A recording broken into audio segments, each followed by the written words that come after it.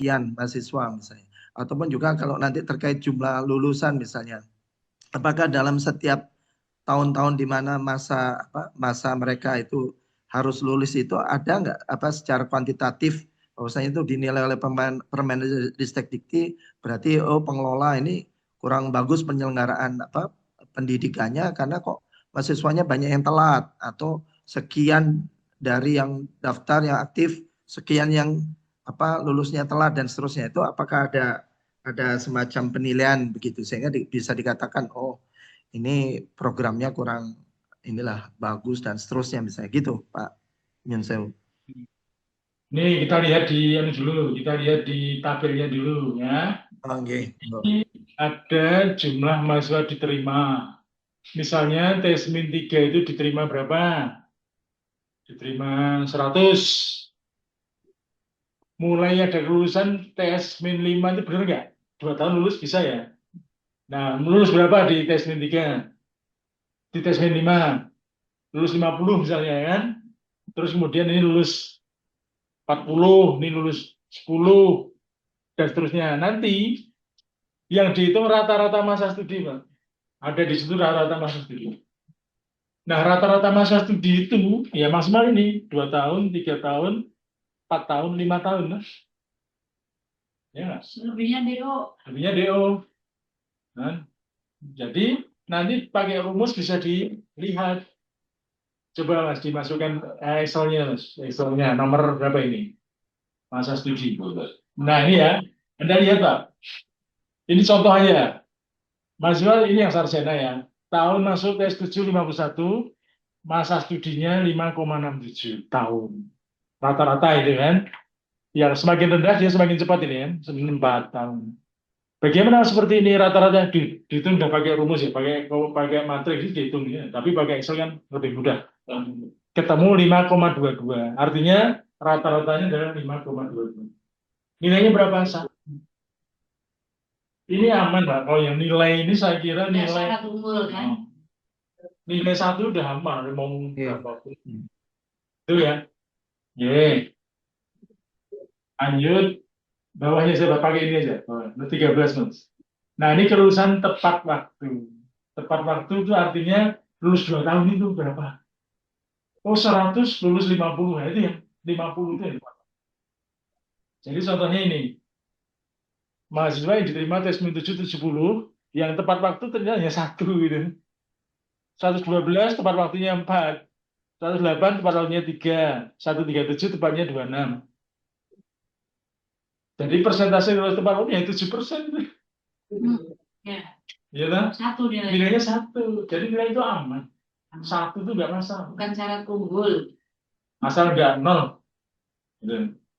Aman ya pasien. Wis rasa dipikir gini. Mending bagus yang lain. Kalau data kelulusannya bagus. Ya syukur bagus. Nggak bagus pun iso. Mending mikir yang lain. Lanjut. 14. Waktu tunggu dulu. Nah ini stressor ini.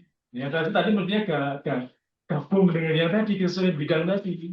Jadi sekalian pressure itu pertanyaannya juga pertanyaan tentang waktu tunggu lulusan. Kalau ini saya kira PDN berarti 0 bulan.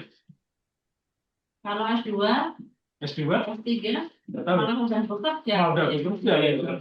Terus Mas. Langsung nik toh. Nah, ini sebenarnya nggak masalah ya. Di PDN nggak masalah, cuma teknik pressure-nya aja yang dibutuhkan. Lanjut aja, ini nggak masalah. Kesesuaian bidang nggak masalah. Ini syarat unggul ini syarat unggul. Tapi PDN nggak mungkin kurang dari 60% lah. Pasti terpenuhi lah. Ya. Terpenuhi. Nah, iya, udah aman, nggak usah. Ukuran tempat kerja nggak masalah. Nah, ini yang tadi. Nah, ini perlu ada survei. Survei jadikan ini survei terhadap pengguna ya. User. Nah, user. Pertanyaannya ya ini jangan tanya yang lain-lain, sampai standar ini. Dan seperti ini sangat baik-baik sebenarnya ada semua sudah masalah. Dan perlu ada laporannya nggak Pak? Kalau bisa iya, lebih baik bagus. Yang kemarin. Jadi kalau ditanya sumbernya mana? Ring, form, Google Drive, di laporan itu. Ya, selesai. Terus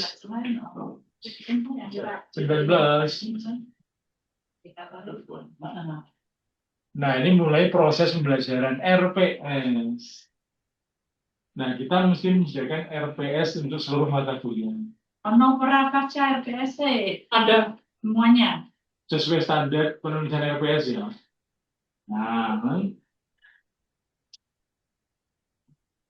ini Aman ya RPS Pak Kaprodi, Bu Sekprodi. kalau nggak aman ini loh namanya tidak ada RPS. Ya harus diamankan berarti. Kalau belum aman ya harus diamankan. Iya satu nggak apa-apa ya. Tapi nggak apa-apa. Oh, 20. Nah ini kedalaman dan keluasan RPS ini kan, bukan? Ini kan? Kedalaman dan keluasan RPS. Nah ini yang penting adalah ini, isi materi pembelajaran memiliki kedalaman dan keluasan sesuai dengan CPL. Nah ini berarti kan CPL tadi kan KKMI tadi. Kita levelnya level 8. 8 ini kedalamannya apa? Bisa apa ini?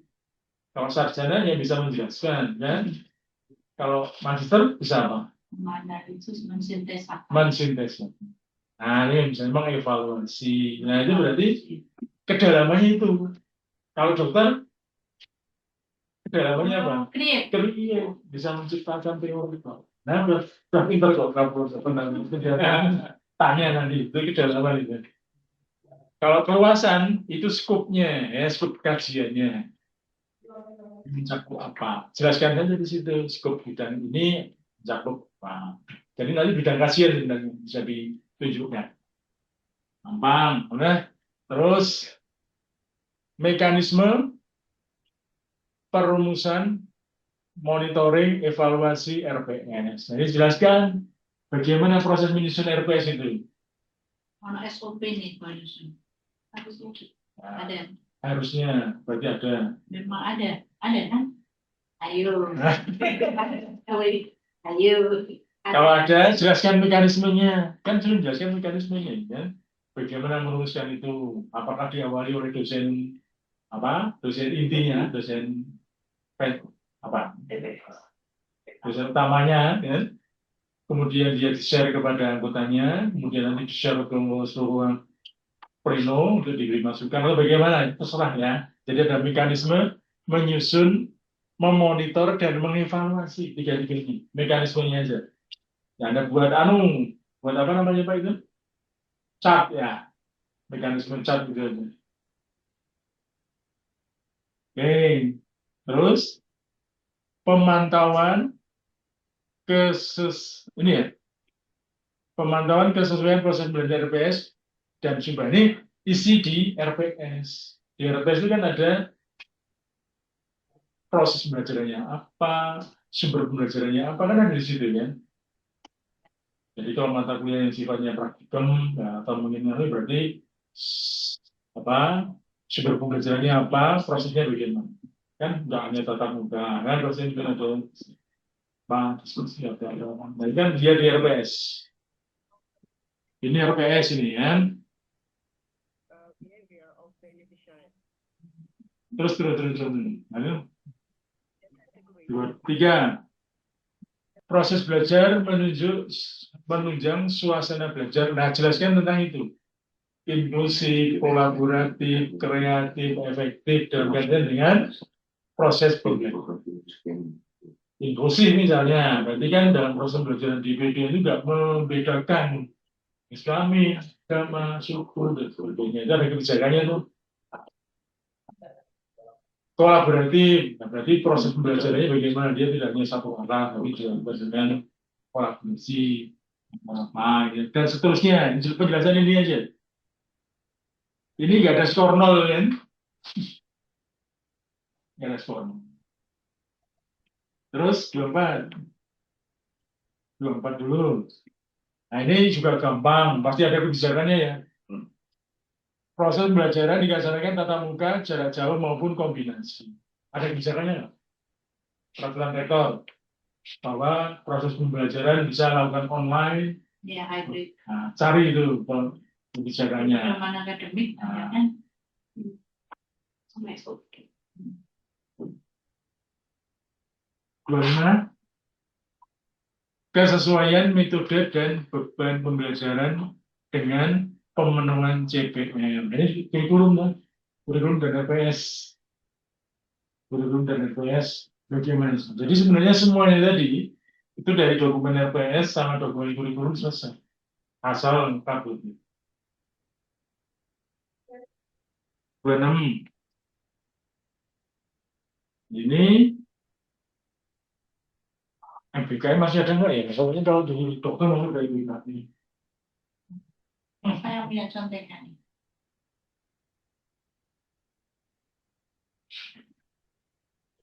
Istilahnya lama ya.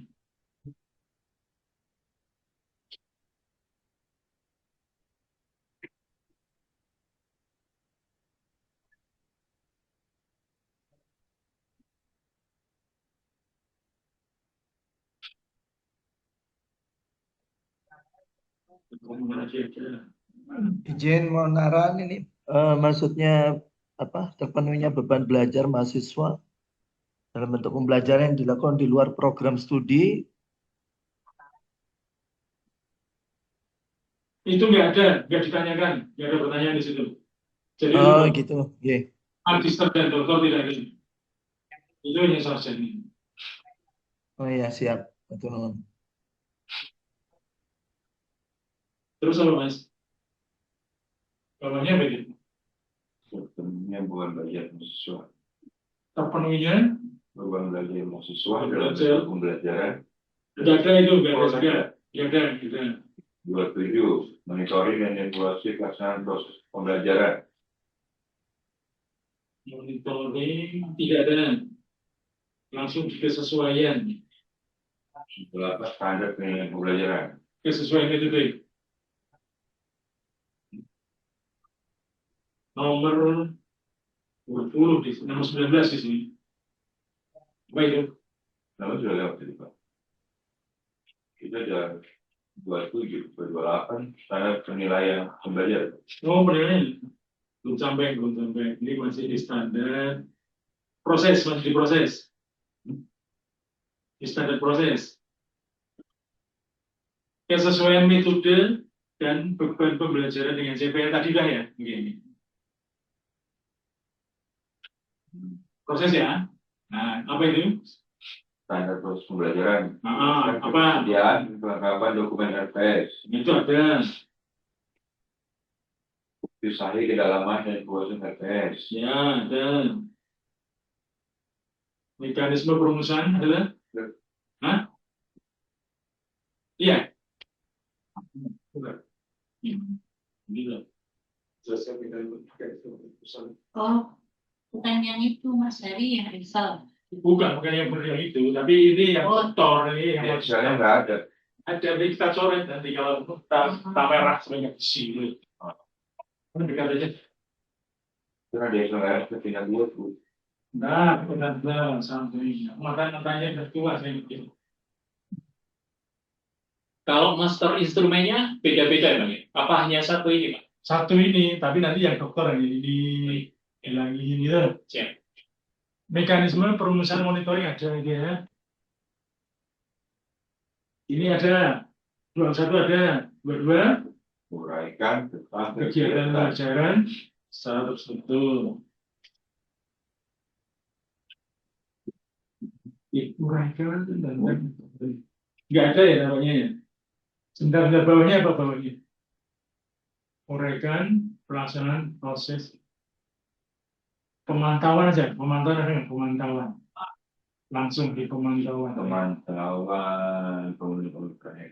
Pemantauan kesesuaian pembelajaran dengan RPS. Nah itu tadi kesesuaian tadi ya atasnya ya. Ini Pak. Kesesuaian metode dan pembelajaran. Nah ini yang kita ada. 25 itu ada. Yang atasnya tadi nggak ada diisi kan. Fleksibilitas ini kan sarjana itu ya. Ini ada diisi. Yang 25 aja. Terus pembelajaran tatap muka tadi ada ya.